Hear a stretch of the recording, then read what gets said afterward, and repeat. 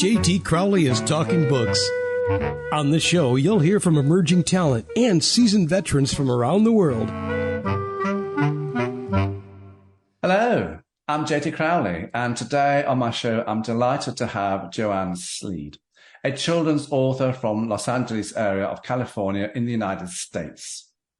Her book, The Secret Life of Bears, is a story telling young children from the ages of 2 to 5 that no matter what their upbringing or background, that Jesus loves them and is there for them at all times. That's the important bit of this book.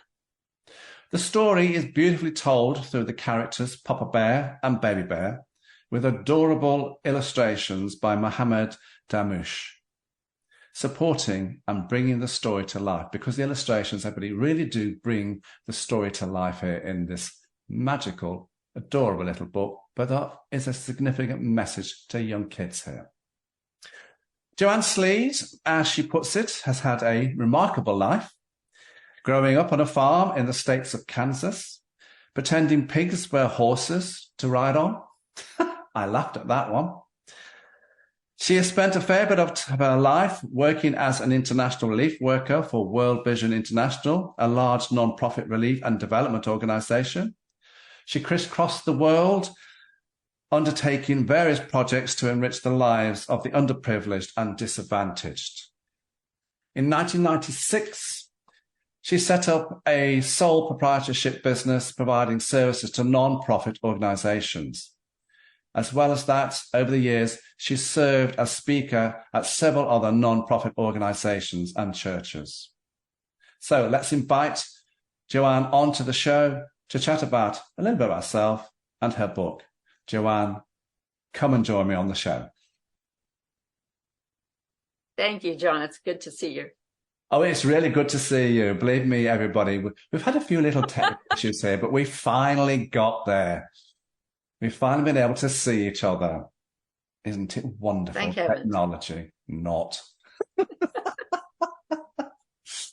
Joann, before we open your adorable book, could you tell us all a little about yourself and what experiences in your own professional life brought you to the stage of writing this kind of book for very young children? There were a number of things. The work I did as a relief worker was hard on the soul. And I needed something to lighten things up, but I also needed to make money. So for a long time, I wrote very technical items for World Vision International.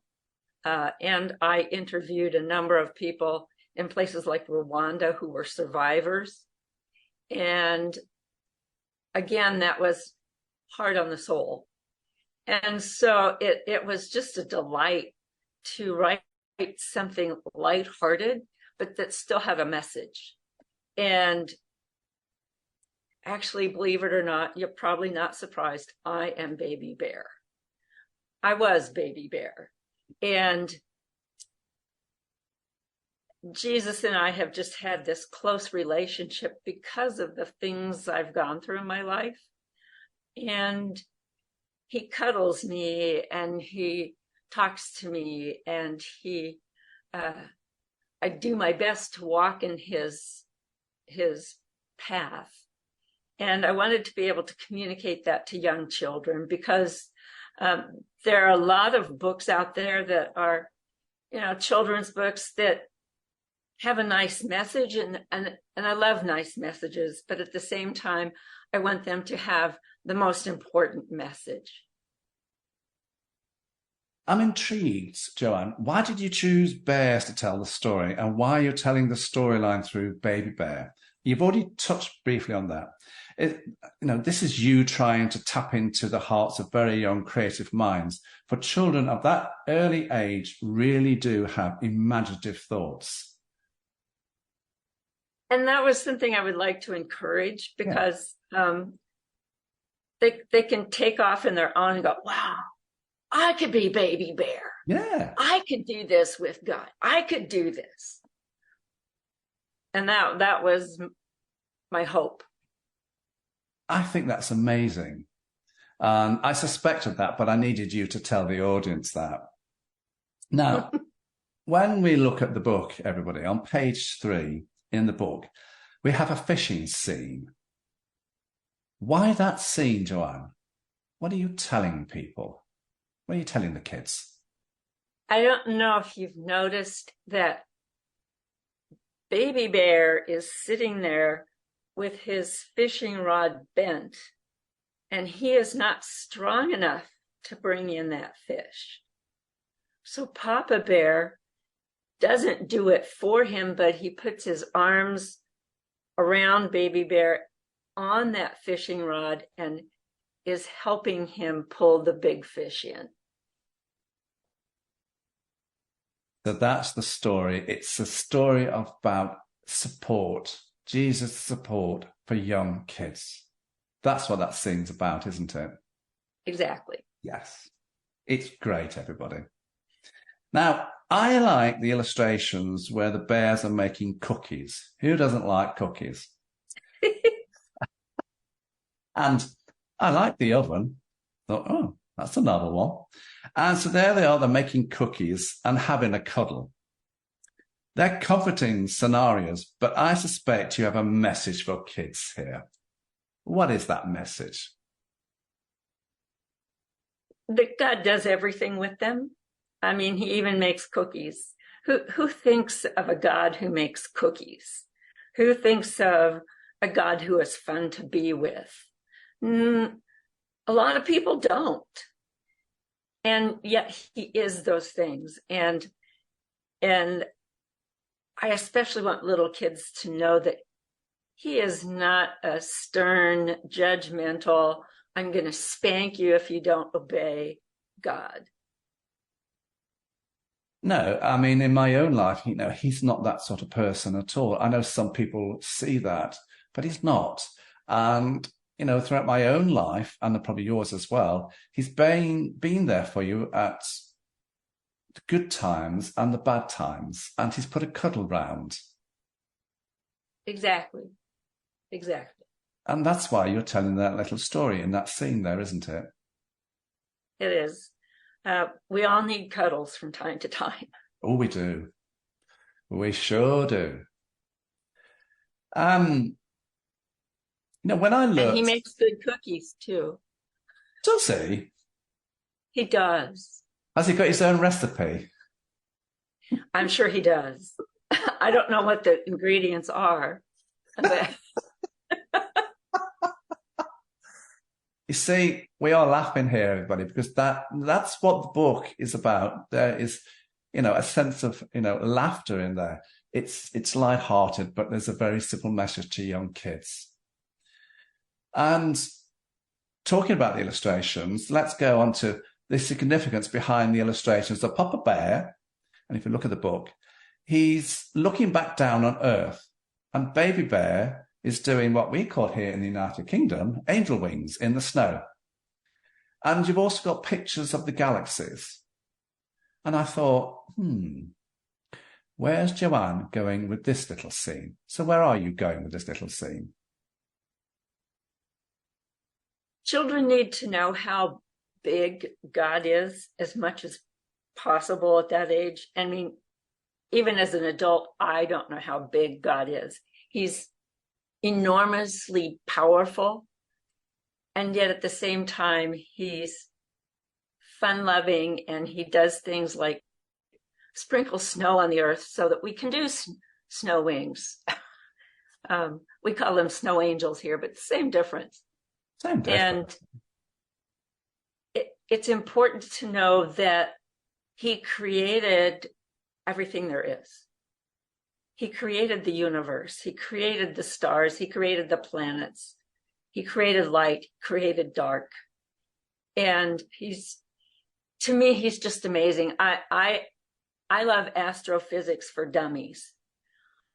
I can't do the math by any stretch of the imagination, and I can't even grasp all the meanings of it. But I love the fact there is a particle in physics, it's a subatomic particle called a gluon. And it says in the Bible that Jesus holds everything together, and the glue on is in the shape of a cross. And that just struck me as so wonderful.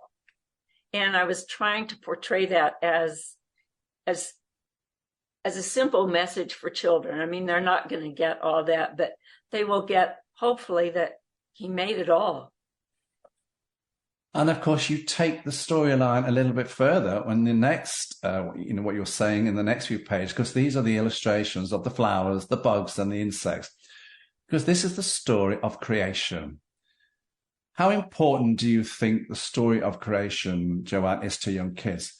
And you've already touched on this. It's very, very important to you as well, isn't it? And that's why you're writing about this scene here. Yes. It's important for us all to realize, and especially children, that, God made not only the big things, but he made the tiny things. He made ladybugs. Do you have ladybugs in the UK? Ladybirds. Ladybugs, yeah.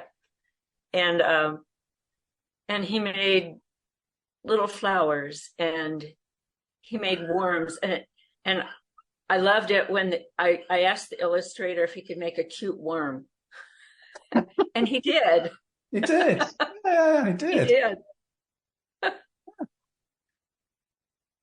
And when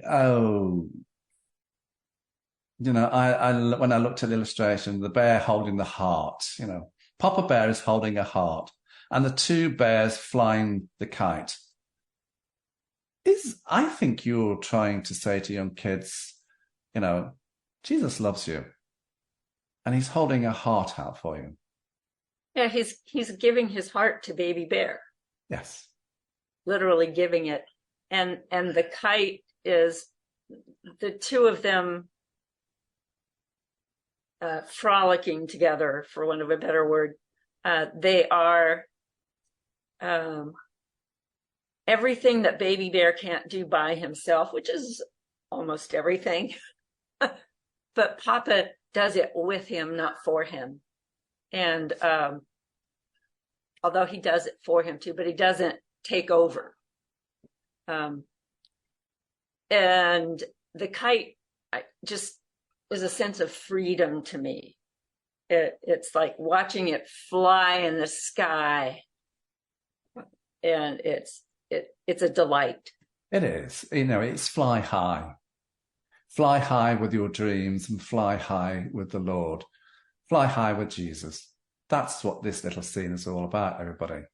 So, yes, there are messages within all the illustrations, but at the end of the day, it's an enjoyable, really enjoyable little kids' book with wonderful, wonderful illustrations and little messages. Now, you put a jungle scene in here. Was this you because you've been to Africa on your own missions and your own projects, and you thought, I'll put a jungle scene in here? Probably. And I love the hippo because hippos are funny to me. They're actually dangerous in the wild, but they're very in dangerous. A cartoon, yeah. They're funny. In a cartoon, they're funny. And going to the jungle is an adventure. I mean, I liked this particular jungle scene because there's nothing scary in it. And God has removed all the scariness of that adventure. But I love the sloth. I love the monkey. I love the hippo. I love the rainbow fish. I mean, they're just everything that you might see in a dream jungle vision. And of course, there are, kids who are brought up and live in jungles.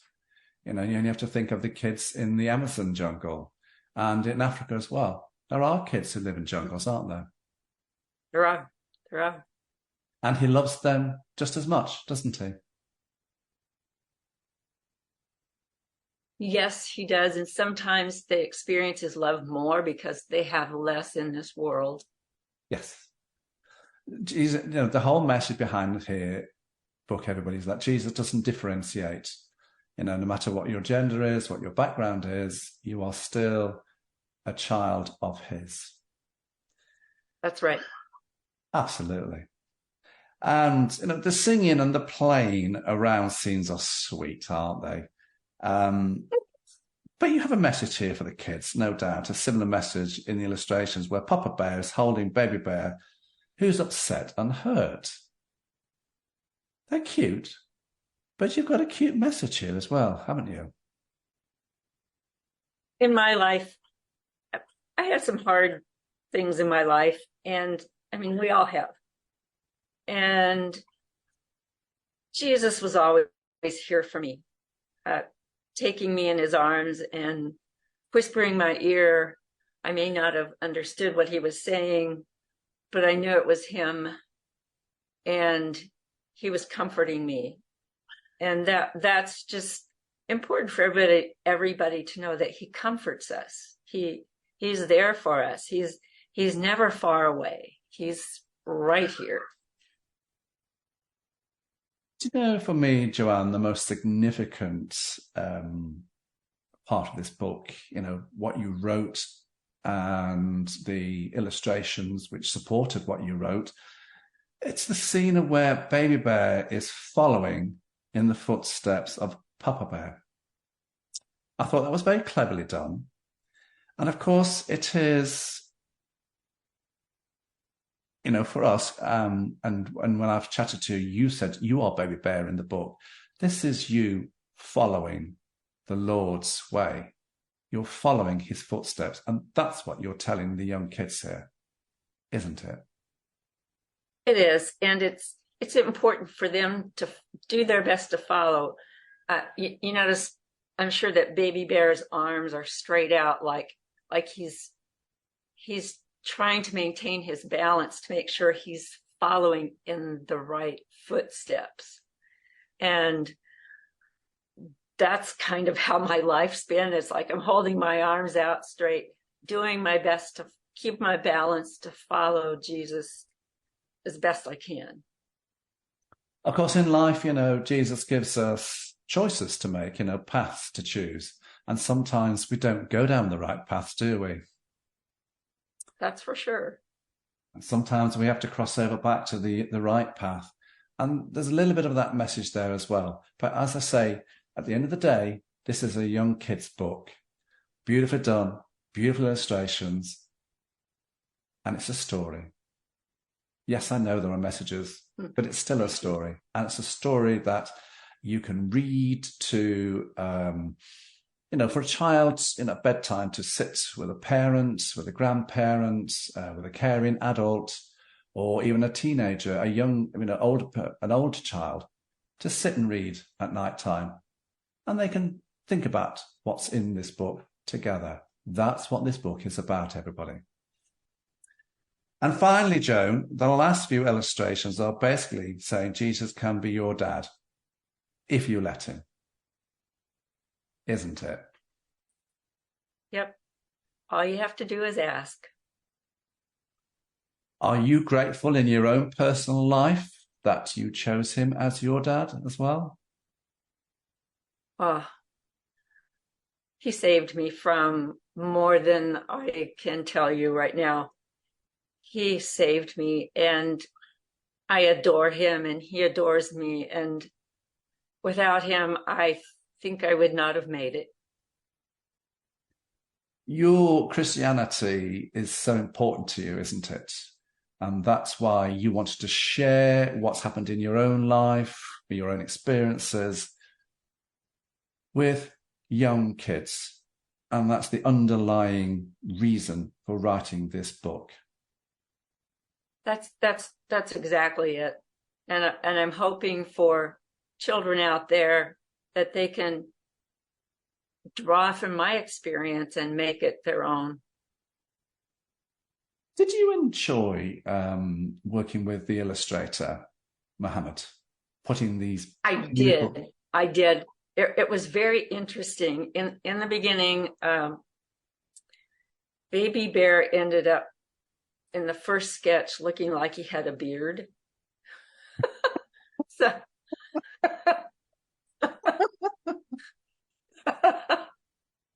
so I gently go back and I say, make the bottom of his face rounder. And he did, and that was one of the hiccups we had in the beginning, and so he kept, he kept making it rounder until I was happy. But once we worked together for a few scenes, we really clicked, and he was a delight to work with, and it was interesting. I don't know if he's a Muslim or not, but I gave him an option in the beginning. I said, I want you to know that this is a Christian book before you do anything, because I don't want you to be offended. I don't want you to feel like you've been led down the garden path, as we say in the States.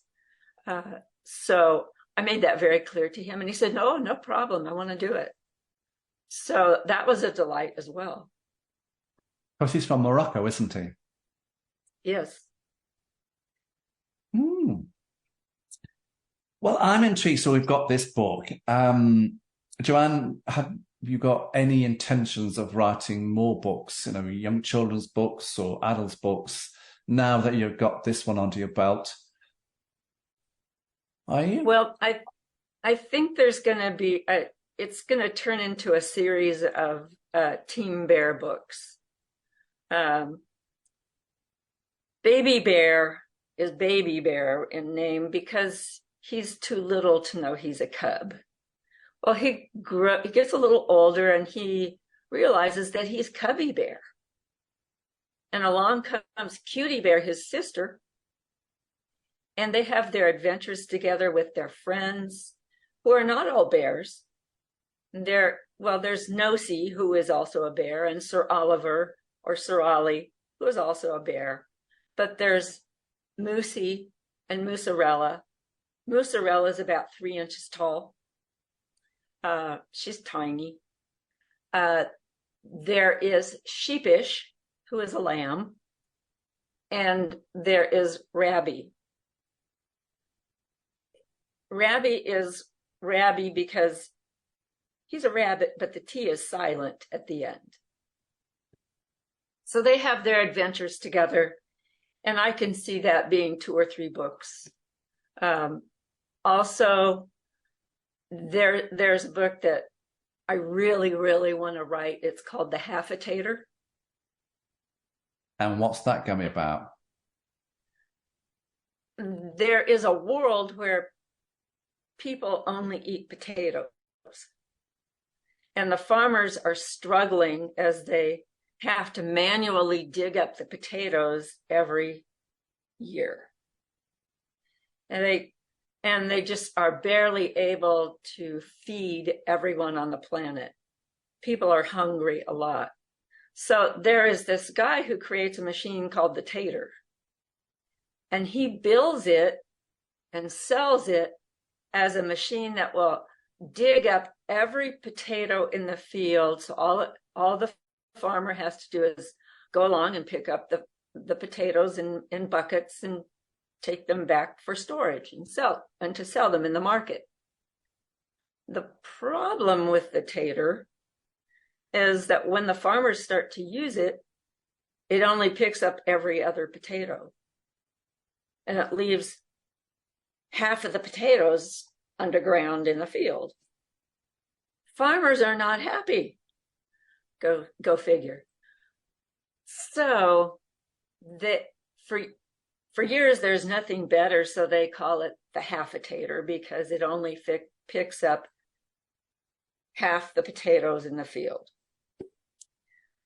And then there's a transition where a little girl whose name is Sarah, I think, I haven't quite figured that out, she studies the Half-a-Tater when it's working and when it's idle.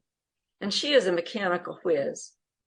And she puts together her thingamabobs and whatchamacallits and doodads. And she takes the half a tater apart and she puts in all these pieces that she is adding and puts it all back together. And lo and behold, it works. Well, the farmers tout her as this great savior because it does work. It picks up all the potatoes and digs them up. The problem is that because they've had to use the half a tater for so many decades, the farmers had planted twice the number of potatoes they would need to feed their families and to sell. Well, once the half a tater becomes the full tater, what do they do with all those extra potatoes? And they become irritated and they don't know what to do. And so they blame not Sarah, but her father, because it's his fault. She did this. We have a saying. Well, the rest of the we have a saying over here, Joanna. The farmers are never happy. It's either raining too much, it's too sunny, it's too windy. And of course, you came from farming stock, didn't you? I did. And the weather was never right. The weather was never right. And I did help dig up potatoes. Yeah, I thought you did, and that's where it's come from, everybody. She's gone back to her childhood. Remember digging up the potatoes. There's a story. But that's for the future, everyone. Yeah, that was with my granddad. And the rest of the book is just... Go ahead. Sorry. No. And the rest of the book is people working together as a team to try and figure out how to deal with all these potatoes and what they should do to go forward. So that's the book. Well, let's wait to see when that comes out. Joann, where can people get your books from? Amazon, barnesandnoble.com, my website, which is secretlifeofbears.com. And you can get it at the publisher, which is exlibris.com.